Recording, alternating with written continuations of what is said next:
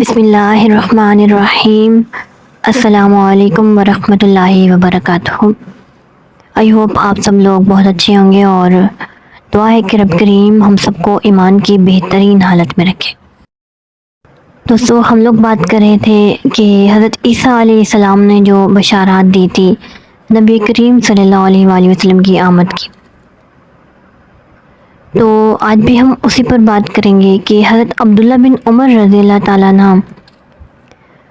حضور صلی اللہ علیہ وآلہ وسلم جو کچھ ارشاد فرماتے تھے اس کو لکھ لیا کرتے تھے۔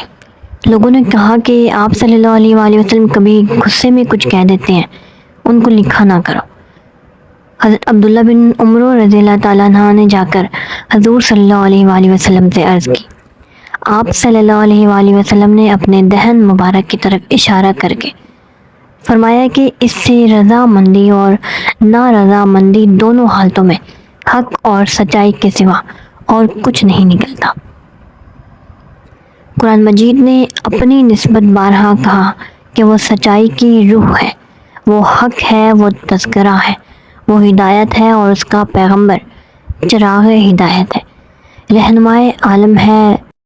تو دوستو اس تفصیل کے بعد کون اس سے انکار کر سکتا ہے کہ حضرت مسیح علیہ السلام کی پیشن گوئی حضور علیہ الصلاۃ والسلام کے ظہور سے حرف بار پوری نہیں ہوئی، اور حضور صلی اللہ علیہ وآلہ وسلم کے سوا کوئی اور ہستی نہیں جس پر یہ اوصاف صادق آ سکے۔ قرآن مجید میں ایک اور مقام پر بیان کیا گیا ہے کہ نبی کریم صلی اللہ علیہ وآلہ وسلم کے ظہور کی پیشن گوئی تورات اور انجیل دونوں میں ذکر ہے، اور یہود و نصارہ دونوں اس پیشن گوئی کو جانتے تھے۔ سورہ الاعراف میں ارشاد باری تعالیٰ ہے کہ جو لوگ اس ان پڑھ پیغام رسا قاصد کی پیروی کرتے ہیں جس کو وہ اپنے پاس تورات اور انجیل لکھا ہوا پاتے ہیں۔ انجیل میں گزشتہ بشارات فارکلیت کے علاوہ حضور صلی اللہ علیہ وآلہ وسلم کے دو اور بھی پیشن گوئیاں مذکور ہیں۔ اس میں انجیل لوکا میں ہے، حضرت مسیح علیہ السلام نے آسمان پر چلے جانے سے تھوڑی دیر پہلے فرمایا، دیکھو میں اپنے باپ خدا کے اس موعود کو تم پر بھیجتا ہوں، لیکن جب تک عالم والا سے تم کو قوت عطا نہ کی جائے یروشلم میں ٹھہرو۔ اس کی چند سطروں کے بعد لوکا کی انجیل ختم ہو گئی اور اس موعود کے ظہور کا کوئی ذکر نہیں۔ وہ رسول موعود کون تھا؟ ظاہر ہے کہ حضرت عیسیٰ علیہ السلام کے بعد حضور صلی اللہ علیہ وآلہ وسلم کے سوا کوئی پیغمبر نہیں ہوا۔ انجیل کے فکر میں یہ الفاظ غور کے قابل ہے کہ حضرت مسیح علیہ السلام کہتے ہیں کہ اس قوت آسمانی کے ظاہر ہونے کے وقت تک شہر یروشلم میں ٹھہرو۔ اس سے مقصود اس قوت آسمانی کے ظہور تک شہر یروشلم میں محض اقامت نہیں، بلکہ مقصود یہ ہے کہ اس رسول موعود کے ظہور تک تمہارا کعبہ اور قبلہ بیت المقدس رہے گا، لیکن جب وہ آئے گا تو رخ شہر مکہ کی طرف بدل جائے گا۔ اس لیے قرآن مجید نے تحویل قبلہ کے موقع پر یہ کہا ہے، فَوَلِّ وَجْهَكَ شَطْرَ الْمَسْجِدِ الْحَرَامِ وَحَيْثُ مَا كُنْتُمْ فَوَلُّوا وُجُوهَكُمْ شَطْرَهُ وَإِنَّ الَّذِينَ أُوتُوا الْكِتَابَ لَيَعْلَمُونَ أَنَّهُ الْحَقُّ مِنْ رَبِّهِمْ کہ تو اپنا منہ مسجد حرام یعنی کہ کعبہ کی طرف پھیر، اور تم جہاں بھی ہو اس کی طرف اپنے منہ پھیرو، اور جو اہل کتاب ہیں وہ جانتے ہیں کہ یہ حق ہے ان کے پروردگار کی جانب سے۔ دوستو اس تفصیل سے ظاہر ہوگا کہ حضرت عیسیٰ علیہ السلام نے آپ صلی اللہ علیہ وآلہ وسلم کی آمد کی بشارت کس قدر کھلے لفظوں میں دی تھی۔ اس لیے احادیث میں ہے کہ آپ صلی اللہ علیہ وآلہ وسلم نے صحابہ رضی اللہ تعالیٰ عنہ سے فرمایا کہ میں اپنے بھائی عیسیٰ کی بشارت ہوں۔ انجیل کی دوسری بشارت حضرت یحییٰ کے ظہور کے موقع پر ذکر ہے۔ حضرت یحییٰ علیہ السلام جب ظاہر ہوتے ہیں تو لوگ ان سے پوچھتے ہیں کہ 3 آنے والے پیغمبروں میں سے تم کون ہو؟ یہودیوں نے یروشلم سے کہانوں اور لاویوں کو بھیجا کہ اس سے پوچھے کہ تو کون ہے، اور اس نے اقرار کیا اور انکار نہ کیا، بلکہ اقرار کیا کہ میں مسیح نہیں ہوں۔ تب انہوں نے اس سے پوچھا تو کون ہے؟ کیا تو الیاس ہے؟ اس نے کہا نہیں، بس آیا تو وہ نبی ہے۔ اس نے جواب دیا نہیں، اور انہوں نے اس سے سوال کیا اور کہا کہ اگر تو نہ مسیح ہے، نہ الیاس، اور نہ وہ نبی ہے تو کیوں بتمسوا دیتا ہے؟ اس فکرے سے ثابت ہوتا ہے کہ تورات کی پیشنگوئی کے مطابق یہود کو 3 پیغمبروں کا انتظار تھا، جن میں سے 2 کے نام الیاس علیہ السلام اور مسیح علیہ السلام تھے، لیکن تیسرے کا نام وہ نبی ہے۔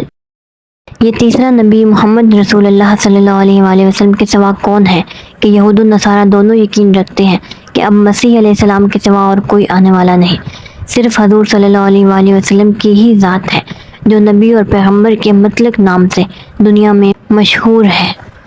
مسلمان آپ کو حضرت صلی اللہ علیہ وآلہ وسلم یعنی کہ وہ حضرت یعنی پیغمبر کہتے ہیں، اور مسیحوں میں آپ صلی اللہ علیہ وآلہ وسلم کا نام دی پروفٹ وہ پیغمبر مشہور ہو گیا ہے۔ صحابہ کرام اور تابعین میں جن لوگوں کو تورات سے واقفیت تھی یا علماء یہود میں سے جو لوگ اسلام لائے تھے، ان کو اچھی طرح معلوم تھا کہ حضرت صلی اللہ علیہ وآلہ وسلم کی بشارت گزشتہ صحف انبیاء میں ذکر ہے۔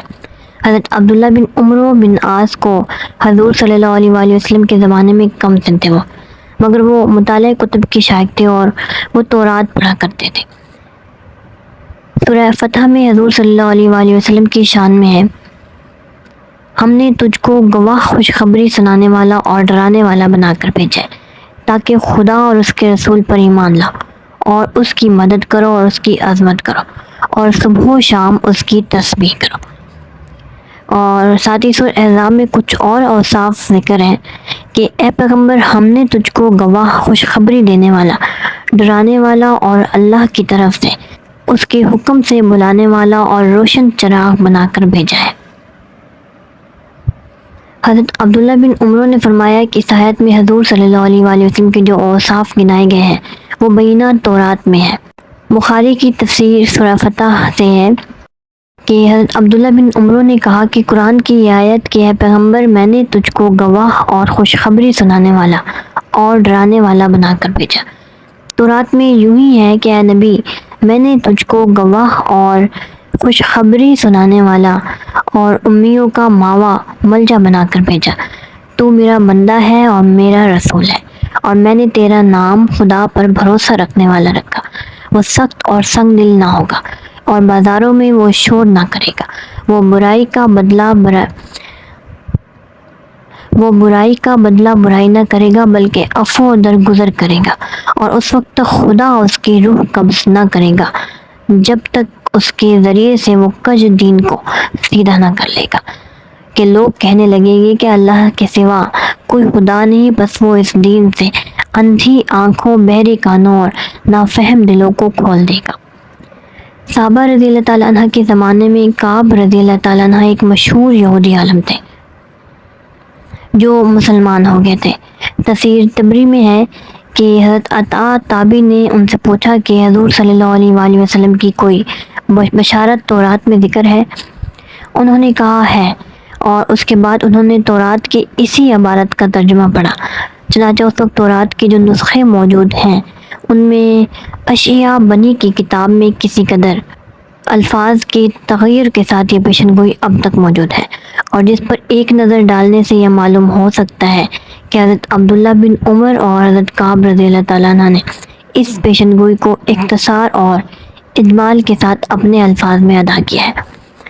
اشعیاء بنی کی پیشن گوئی یہ ہے کہ دیکھو میرا بندہ جسے میں سنبھالتا، میرا برگزیدہ جس سے میرا جی راضی ہے، میں نے اپنی روح اس پر رکھی۔ وہ قوموں کے درمیان عدالت جاری کرائے گا، وہ نہ چلائے گا اور اپنی صدا نہ بلند کرے گا اور اپنی آواز بازاروں میں نہ سنائے گا۔ وہ مسلے ہوئے سینٹھے کو نہ توڑے گا اور دہکتی ہوئی بتی کو نہ بجھا دے گا۔ وہ عدالت کو جاری کرائے گا کہ دائم رہے، اس وقت زوال نہ ہوگا جب تک راستی کو زمین پر قائم نہ کرے اور بحری اس کی شریعت کی راہ تک ہے۔ خداوند خدا جو آسمانوں کو خلق کرتا اور انہیں تانتا، جو زمین کو اور انہیں جو اس سے نکلتے ہیں پھیلاتا ہے، اور لوگوں کو جو اس پر ہیں سانس دیتا ہے اور ان کو جو اس پر چلتے ہیں روح بخشتا ہے۔ یوں فرماتا ہے، میں خداوند نے تجھے صداقت کے لیے بلایا، میں ہی تیرا ہاتھ पकड़ूंगा और तुझको लोगों के लिए, कौमों के लिए नूर बनाऊंगा।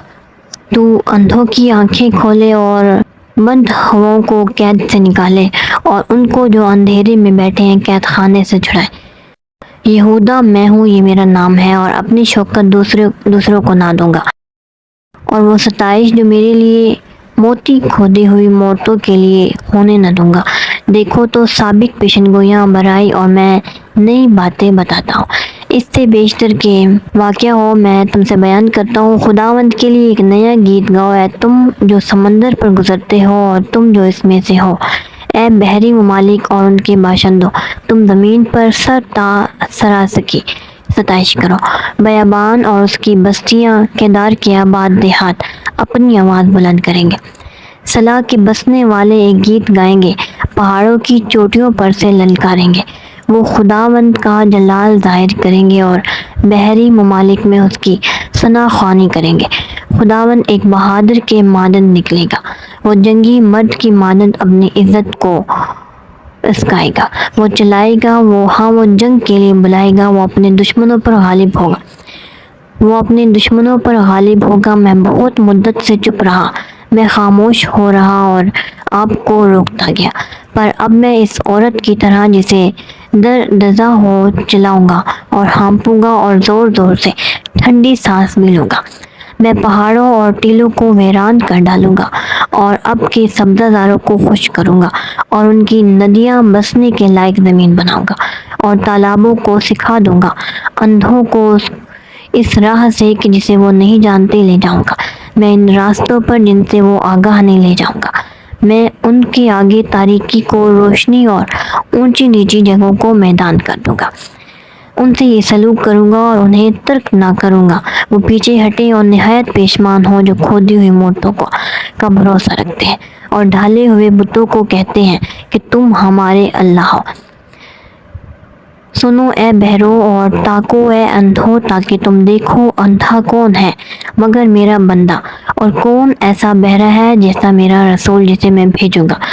अंधा कौन है जैसा कि वो कामिल है, और खुदावंद के खादिम की मानद अंधा कौन है। तूने बहुत चीज़ें देखी हैं पर उन पर लिहाज नहीं रखा, और कान तो खुले हैं पर कुछ नहीं सुनता।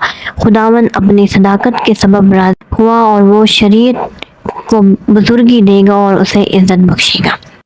तो दोस्तों, ये अय्या बनी की पेशनगोई के ये अल्फाज थे जो मैंने आप लोग के साथ शेयर किए। आई होप कि आप लोग को समझाई होगी और इस वीडियो के मुतालिक अपनी राय का इजहार ज़रूर दीजिएगा। इंशाल्लाह इसी टॉपिक पर मज़ीद हम लोग नेक्स्ट वीडियो में बात करेंगे, और आप सबसे रिक्वेस्ट है कि अगर वीडियो पसंद आए तो लाइक करें और फ्रेंड्स में ज़्यादा से ज़्यादा शेयर करें। Thank you so much. अल्लाह हाफिज़।